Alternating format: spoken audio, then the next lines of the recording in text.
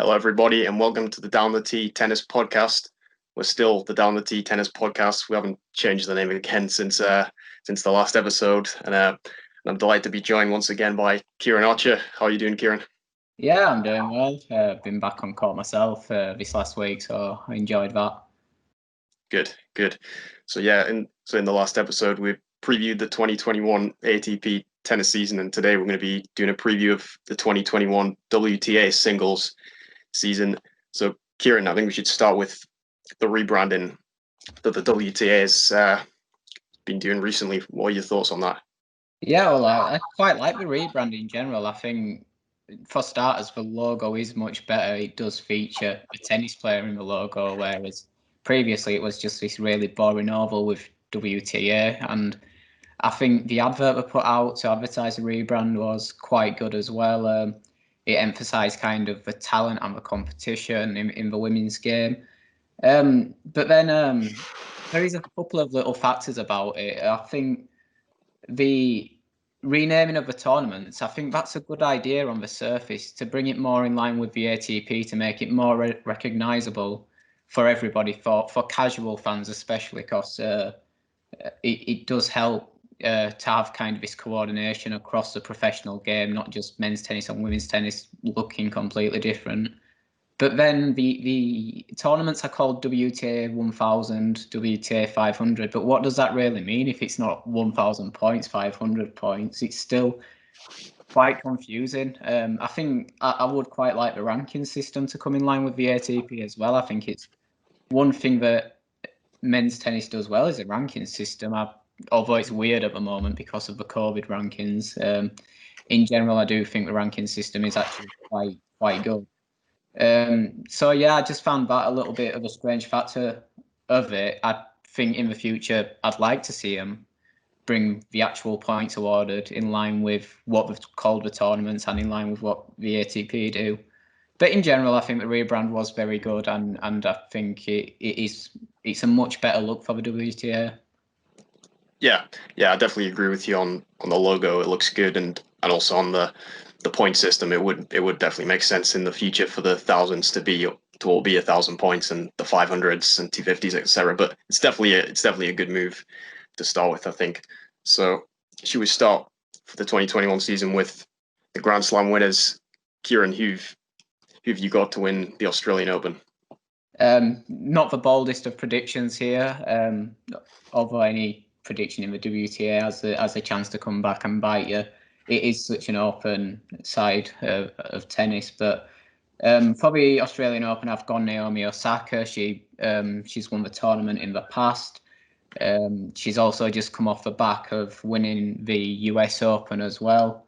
So she's in quite good form for herself, and we did see her after her initial kind of breakout into a top player have that little bit of a fault over breakup with her previous coach, but she does seem to have got her act together now, and I think she has got a good chance of really establishing herself as the top player in the women's game.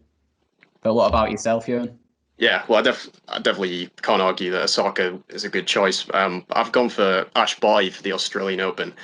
Even though she hasn't played since Doha this year in February, I think it'll be a huge aim for her to win a home Grand Slam, and she's been preparing for it for such a long period since she hasn't played since then, and she skipped the two slams in the US and the French Open towards the end of last year. So I think really a preparation will have been geared towards this for some time, and I think she might have the advantage of already being in Australia to prepare and possibly not having to do the quarantine or go through some of the measures that the majority of the players in the draw will have to experience. So I think it'll be a big goal for her. She did come pretty close in 2020, losing in the semis to Kenin, where she had set points in both of the first two sets. So I think I'm going to go with Barty to win a home Grand Slam at the Australian.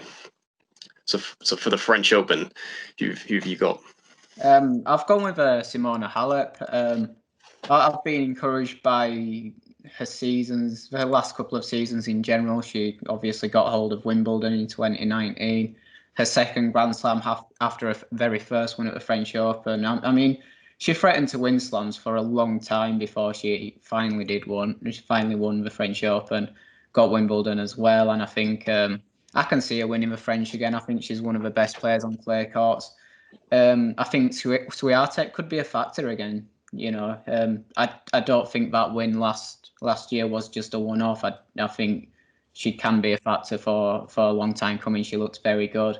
And then Kenin maybe could be a factor. She's also quite a good player on clay courts. Was in that 2020 final with Iga. So, but no, I feel like Halep could have a good year in 2021, and I think she could pick up the French Open.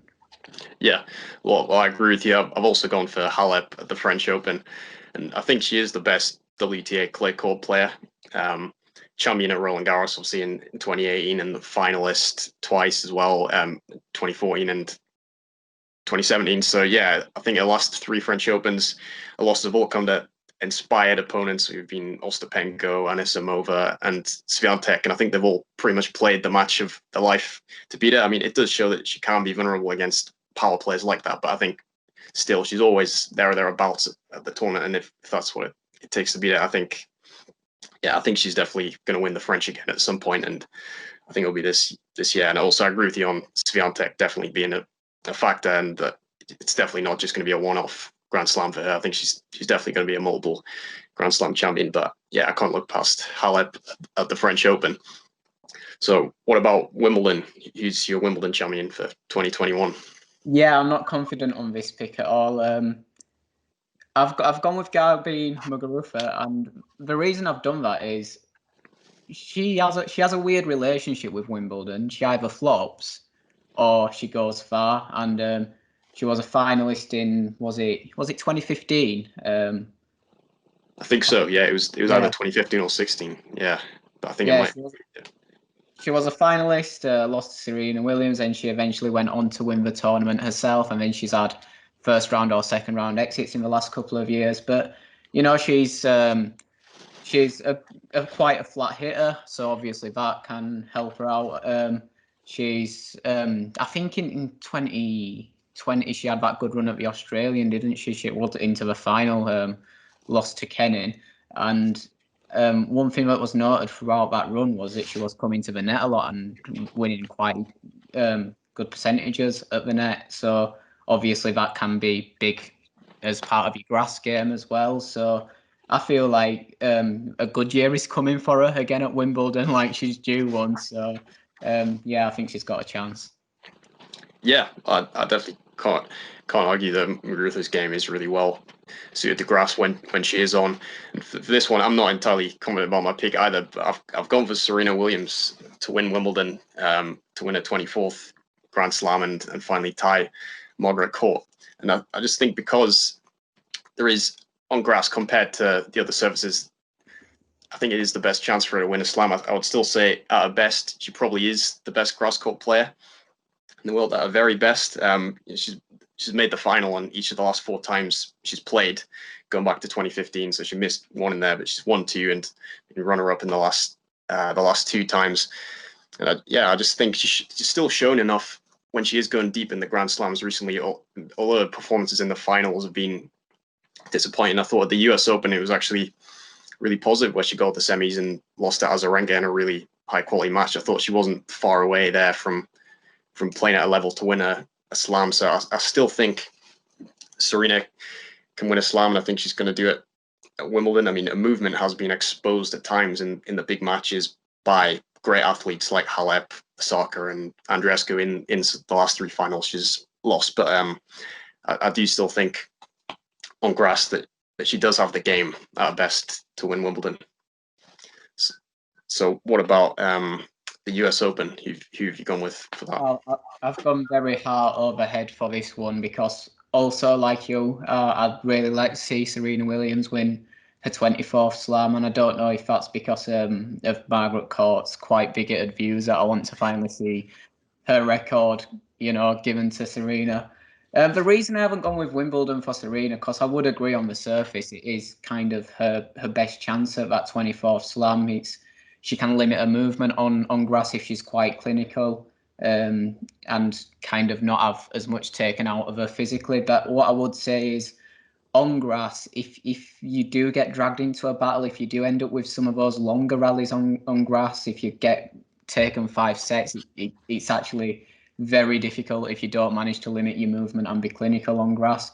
The US Open courts have been sped up a bit, so she could also use, powerful hitting very effectively there as well. So I've gone with the US Open. I'd like to see her do it at her home slam as well. And I know Wimbledon has almost become Williams's home because she's done so well there so many times. I mean, she's just always looked head over, miles ahead of anyone at her best. At her best, she was miles ahead of anyone at Wimbledon. But I would like to see her do it at the US Open, and I do hope she gets that 24th slam in 2021 at some point. Yeah, I definitely agree with you that the newer courts at the US Open are definitely in her favor. And yeah, I think this could be the last year, possibly, in terms of the last year she's got in terms of a chance to win the 24th slams. And I just think if she keeps putting herself in those positions, which she has been in the finals and semi-finals, she's too great a champion not to win one eventually. So yeah, I think that's a good bet. For the US Open, I've gone for Bianca Andreescu. She hasn't played since 2019 due to a knee injury, but I think she should be 100% now, having that time to recover. And when we did last see her at her best, I mean, she played incredible tennis to win the US Open and to win the Rogers Cup before that. And yeah, I just think back to her best, having had a full year to recover. I think at the US Open, she can win it again. I mean, she just has such a complete game with a kick serve, heavy forehand, strong backhand, and great variety, and also mental strength. So I was so impressed by Andreescu in 2019. Possibly a bit of an unknown quantity coming back, which is why I think by the US Open, hopefully if you can string together some tournaments and build some form back, I think Andreescu will win another slam this year. So what about the Olympics in Tokyo? Who's your gold medalist? Well, I've gone with Osaka again, Naomi Osaka, because, well, it's what I didn't realise about the Olympics is it's being played on the courts that they usually play the Japan Open on. The problem with that is that hasn't helped with this pick at all because the WTA hasn't gone there since 2010, I think it was. But Osaka, it's on hard courts. She tends to do quite well on hard courts. She's American Japanese, dual nationality, but the Japanese fans do really like her, even though I think she mainly represents the USA. Does she? I think she represents Japan. She does play under the Japan flag. Yeah. And she'll have the fans on her side massively as well, so that's going to be a big factor. So yeah, I think she's got a good chance.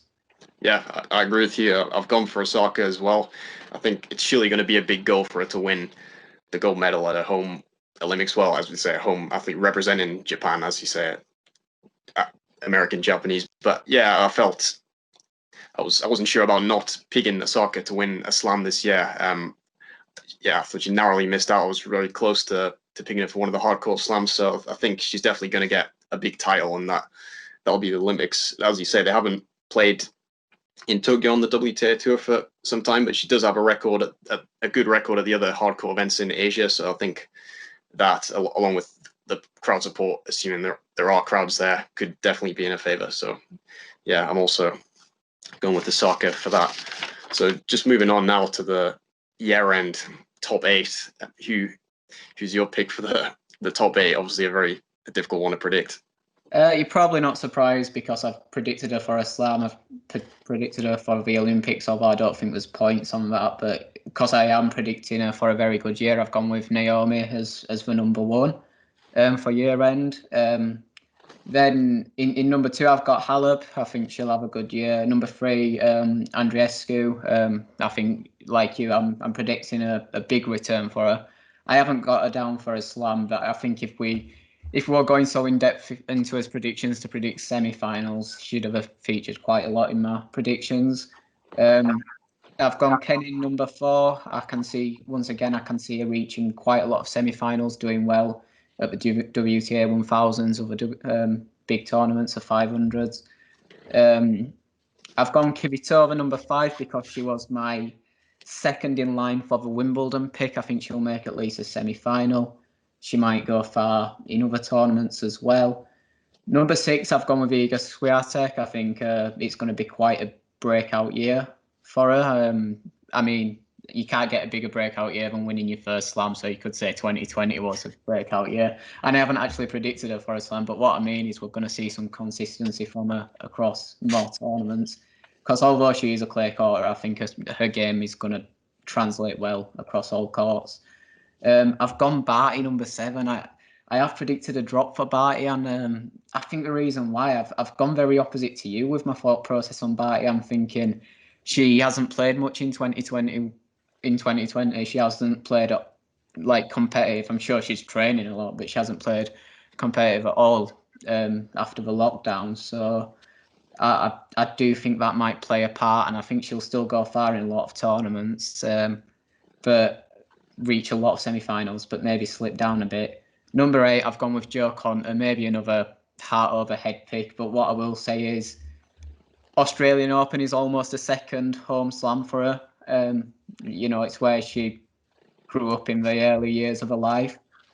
It used to be a best tournament, but then she's had poor runs there recently. But I'm predicting her for at least a quarterfinal at the Oz Open, at least a quarterfinal at Wimbledon, because she tends to do well at Wimbledon, and maybe kind of quite good performances all round. So not really winning much, but picking up good points all around. So I've put Konta in number 8. But what's your top 8? Yeah.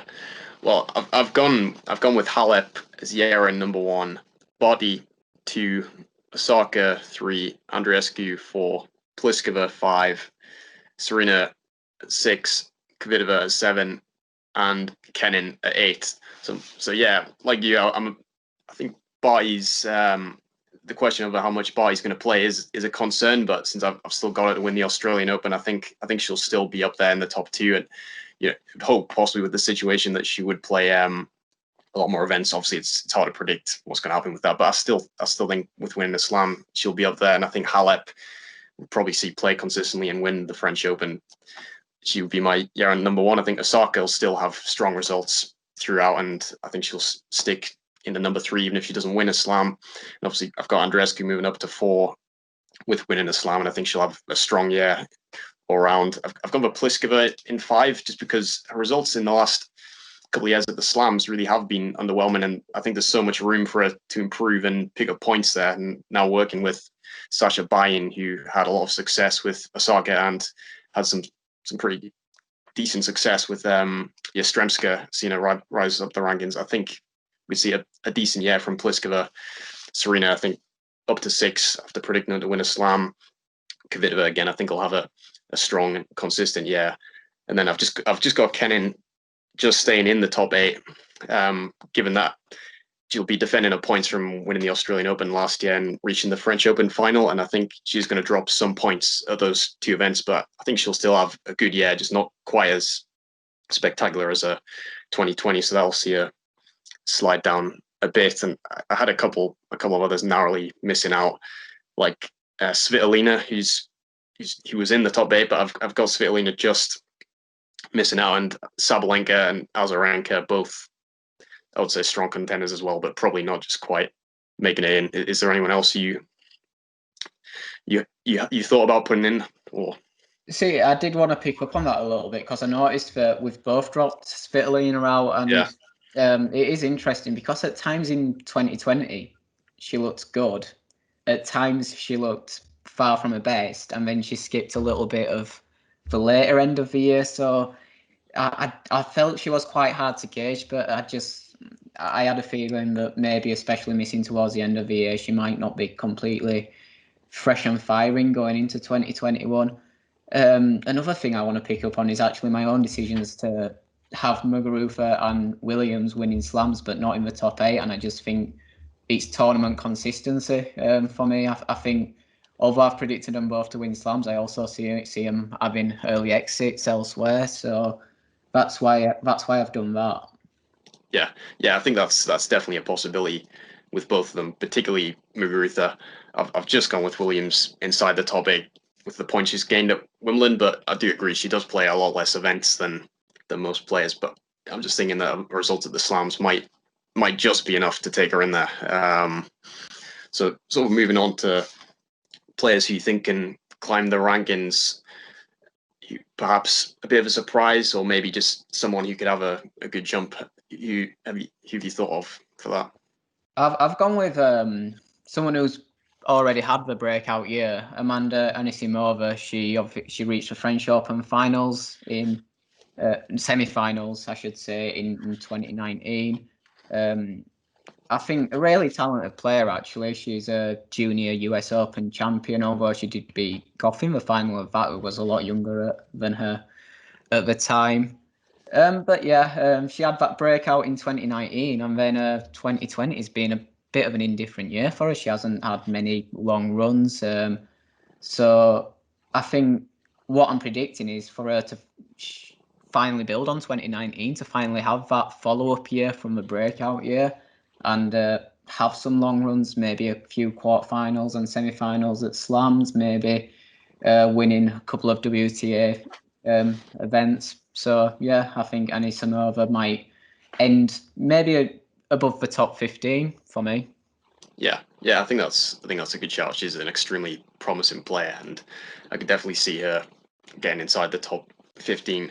I've got a couple of players for this one. Firstly, a couple who are slightly older, but first I've gone for Jennifer Brady, who had a really good year in 2020, currently 24 in the rankings, and I think she could be inside the top 15, if not close to the top 10 by the end of the year. I mean, she won Dubai, got the semi-finals of the US Open.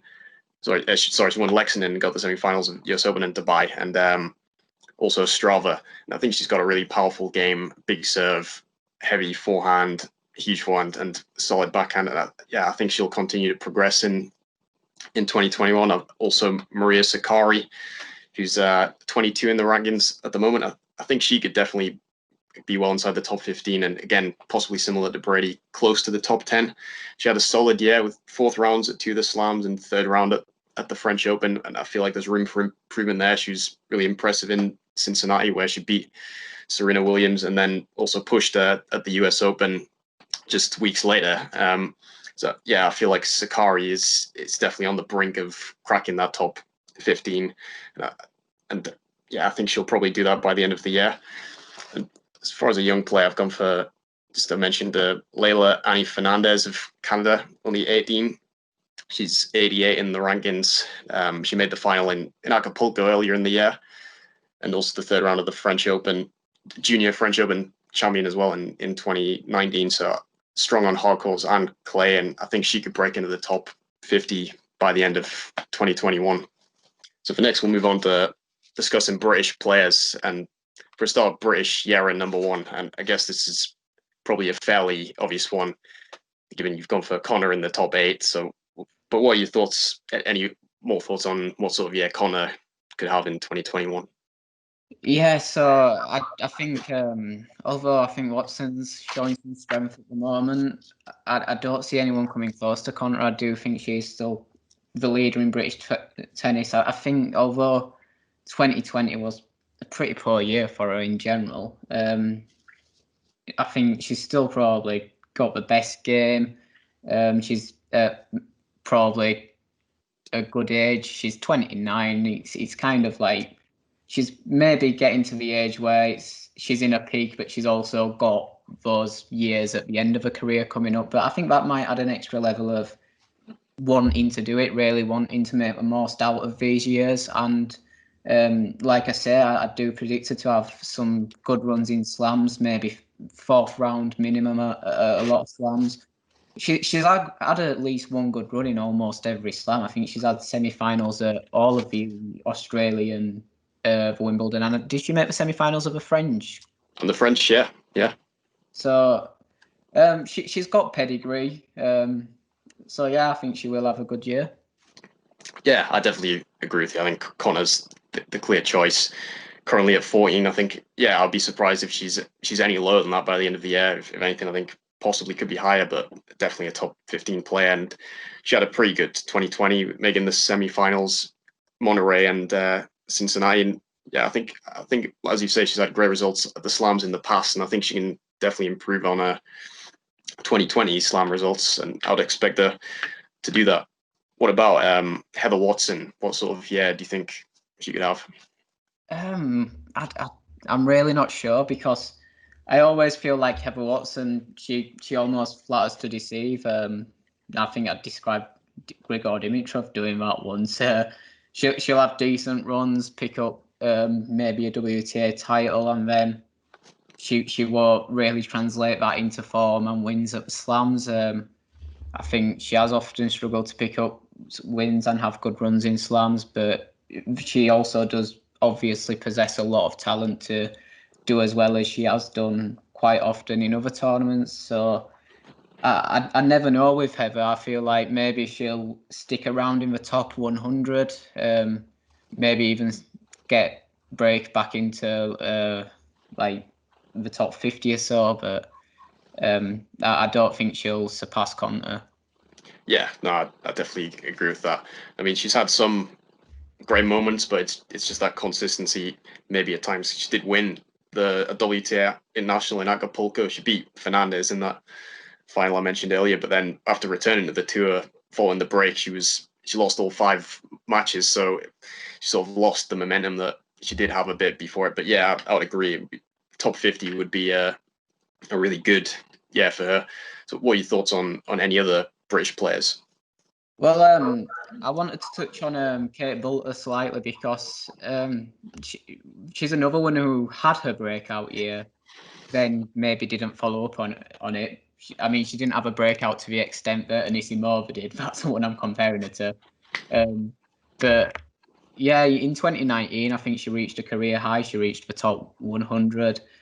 And then she's been injury stricken a fair bit. That's killed her momentum. She's now dropped back down to in the 300s, which isn't a ranking I think she belongs at. But I mean, if she can't string tournaments together without getting injured, then that is the ranking she belongs at. But maybe this year in general may have done a good. The fact that it's not been tournament after tournament and desperate to get back, so maybe rushing back from an injury and aggravating it more. Maybe just sometimes settle down will mean that her body's fit and firing and she can move back up the rankings next year. I don't know if she'll break back into the top 100. That's a big ask from where she is at the moment, but she can definitely climb towards there, because she is much better than a ranking. Yeah, I agree with that. Definitely. I mean, I think she's a far better player than where she's ranked at the moment, and I think she's definitely capable of getting back into the top 100 long term. But probably would be too much for next year. Maybe the top 200 or possibly top 50, top 150 would be about the best. But yeah, if she can overcome a lot of the injuries she's struggled with, I think she can do that. I just also wanted to mention that Laura Robson stepped up a latest comeback, obviously after a second hip surgery. She's been plagued by injuries for a number of years, and she said she didn't think she would be back on court again after the previous setback. So it's great to see that she'll be coming back. Hasn't played since April 2019, but hopefully just a year where she can play injury free and start to build her ranking back up a bit. Are there any other British players you want to touch on? Yeah, I did want to mention Emma Radicanu as well. I saw her play in the final of the ITF tournament in Sunderland, and she went to set up in that game. I think she went to break up as well in the second set.